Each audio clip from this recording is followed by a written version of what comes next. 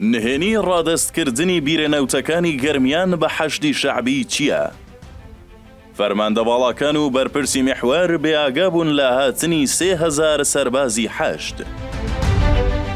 بەیانی زووی ئەمڕۆ 25 جیابی 2024 زیاتر لە 3000 چەکداری حەشدی شەعبی بە 350 ئۆتۆمبیلی سەربازی و 2 فەوجی پشتیوانی و سەدان کەرەستەی سەربازی خۆیان گەیاندە بیرەنەوتەکانی ناوچەی کوڵەجۆی گەرمیان و دەستیان گرت بەسەر زنجیرە بەرزاییەکانی گوندی سەید حسێن، ڕەحیم وەرەقا، ئاوایی سەید مدری، ناحیەی کوڵەجۆ و بێ ئەوەی پرس بە هێزەکانی پێشمەرگەی یەکێتی نیشتمانی کوردستان بکەن، سەرقاڵی لێدانی ڕەبیە و بارەگا بوون.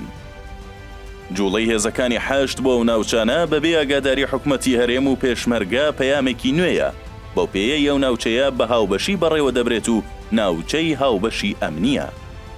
بێ ئاگایی هێزامنیەکانی ناوچەی گەرمیان و لە کاتژمێرێکدا دەست بە سەرڕاگرتنی بیرێک و لە دەستدانی ناوچەیەکی گەورەی ئابووری هەمووانی تووشی شۆک کرد کە چۆن و بە چی مکانیزمێک ناوچەیەکی وا گرنگ و هەستیار دەپارێزرێت و چۆن وا بێ ئاگایانە و لە خەودا ئەو ناوچانە ڕادەست دەکرێن کە دواتر هاتنە سەرخەتی حکومەتی هەرێم و حکومەتی عێراق نەبووایە دوور نەبوو ڕووداوی گەورەتر ڕوویان نەدایە.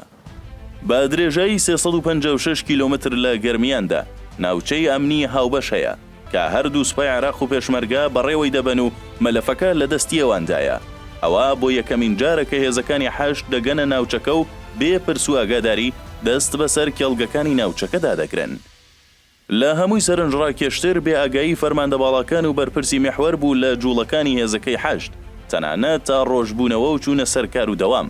نەیانزانی بوو 3000 چەکدار هاتوونەتە ناوچەکە و ئەو هێزەشی مەلەفی ئەمنی بیرەکە و ناوچەکەیان پێسپێردرا بوو شۆک بووبوون و نەیان دەزانی چی دەگوزارێت. بیرەنەوتەکانی ناوچە هاوبەشەکان یاخود ناوچە کوردیە کێشە لەسەرەکان یەک لەو ئالنگاریانەی بەردەم کووردە کە زوو پێویستی بە چارەسەر و وەڵامی کۆتاییە و لە ئەگەری گوێپێنەدان و نادینەگرتنیشی دوور نییە زیاتر نێوانی هەرێم و بەغدادی پێچێک بدرێت. لە ناوچە هاوبەشەکان زیاتر لە 7 بیری نەوت هەن کە بەردەوام بەغدا چاوی لەسەریانە و بە بیری خۆی و سەرچاوەی سەرەکی و وزەی خۆیانی دەزانێت و حکومەتی هەرێمیش بە پێچەوانەوە بە سەرچاوەی خۆیانی دەزانێت. لە دوای 16 ئۆکتۆبرەوە بەشێکی گەورەیە و بیرانەی پێشتر لە دەستی کورددابوون لە ناوچەکانی کەرکووک و دووز و خانەقین کەوتنە دەستی حکومەتی عێراق. ئێستا حکومەتی عێراق چاوی لەم بیرە نوێیانەش بڕیوە و کردوویەتی بە پێشمەرجی دانووسانەکانی لەگەڵ هەرێم.